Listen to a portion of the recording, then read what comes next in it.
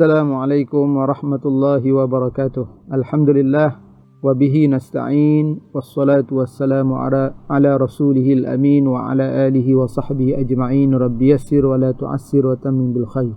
Alhamdulillah, kita bersyukur kepada Allah Subhanahu wa taala kembali dalam rancangan Nabi Pesan Apa. Pada kali ini marilah sama-sama kita menghayati suatu pesanan Nabi sallallahu alaihi wasallam di dalam hadis. An Anasin قال قال رسول الله صلى الله عليه وسلم من سره أن يبسط عليه في رزقه وينسأ في أثره فليصل رحمه.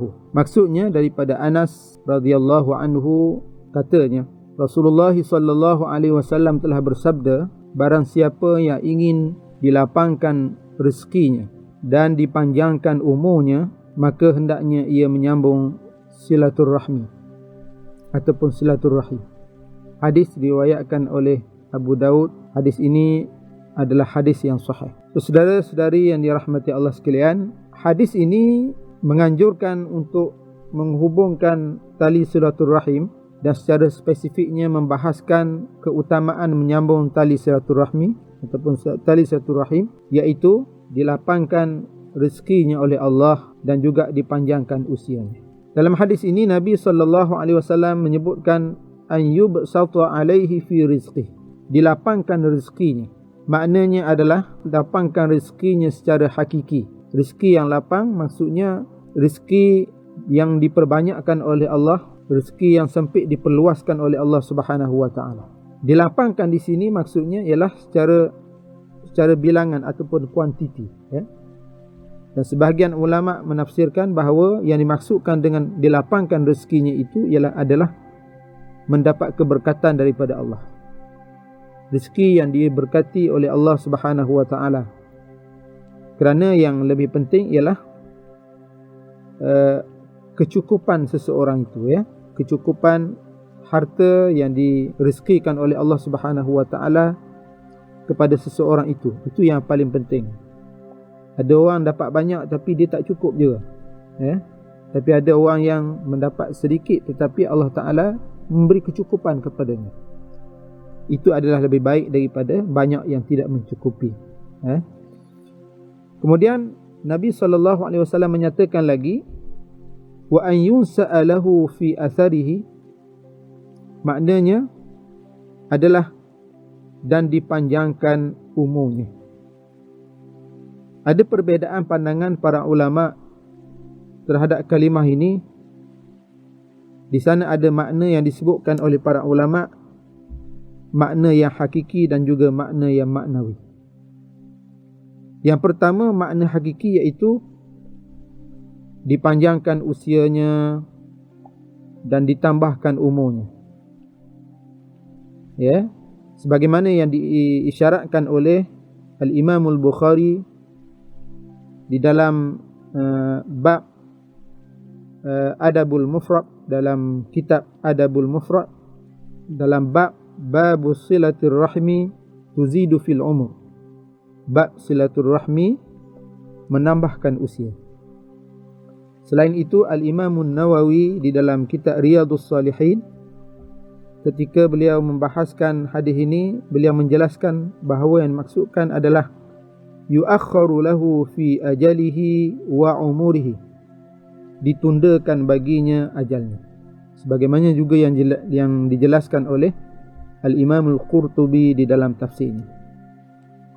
Yang kedua, usianya ditakdirkan dengan syarat, ya.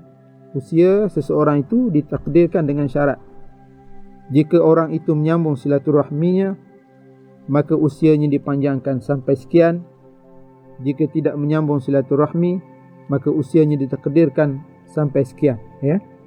Sebagaimana yang disebutkan oleh Al-Halimi rahimahullah, minan nas man qadallahu azza wa jal bi annahu idza wasala rahimahu 'asha 'adadan minas sinin mubina, ya, wa in qata'a rahimahu 'asha 'adadan duna dhalik fa hamlu ziyadah fil umur ala hadha.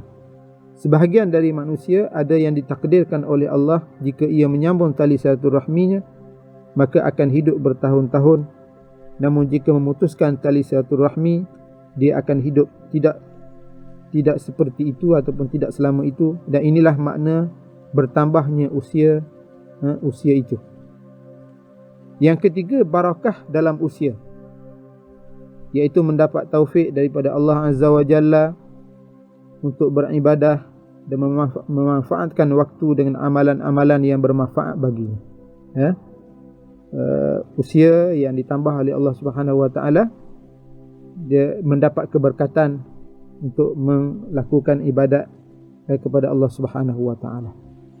Dan yang keempat ialah kekalnya sebutan manusia setelah matinya. Bagaimana orang tua-tua kita menyebutkan harimau mati meninggalkan belang, manusia mati meninggalkan nama, ya. Jadi pandangan ini selaras dengan doa Nabi Ibrahim AS yang diabadikan oleh Allah Subhanahu wa taala di dalam Al-Quranul Karim.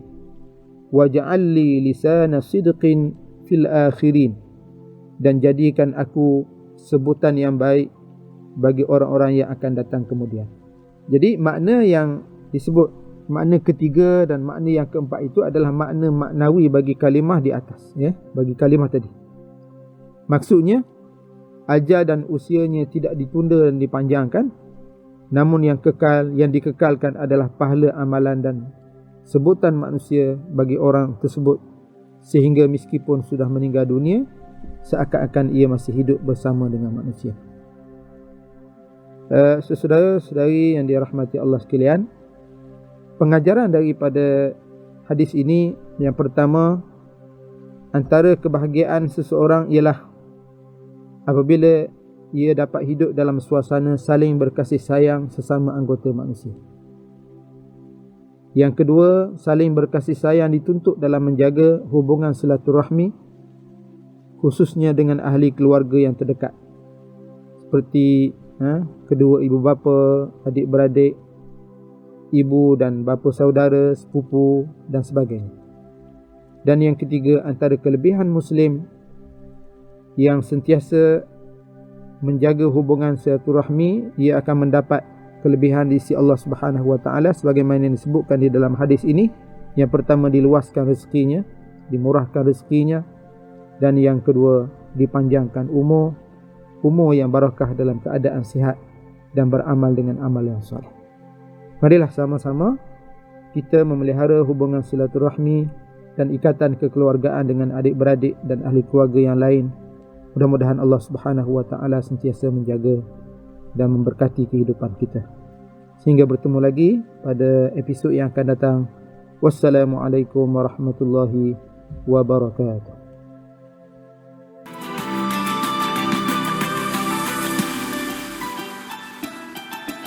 Bersama membina